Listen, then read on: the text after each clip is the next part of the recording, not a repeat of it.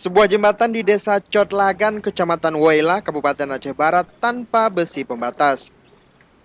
Kondisi jembatan di jalan lintas Kecamatan Waila, Kota Melabu ini sangat rawan bagi pengendara karena jalan yang sempit dan jembatan berada di tikungan. Warga mengaku sejumlah pengendara menjadi korban dan terjatuh di jembatan tanpa dinding pembatas ini. Dalam 2 tahun terakhir, setidaknya 8 warga jatuh dari jembatan dan seorang diantaranya kritis. Untuk menghindari jatuhnya korban, selama ini warga sudah membuat pembatas dari kayu. Namun karena tak kunjung adanya perbaikan, warga tidak lagi memasang kayu pembatas.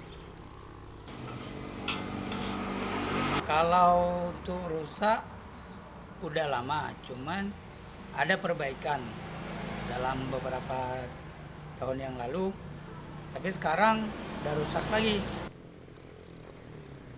Warga meminta pemerintah segera memperbaiki dinding jembatan dan pelebaran jalan di kawasan tersebut. Dari Aceh Barat, Faizi Wela melaporkan untuk Aceh Video.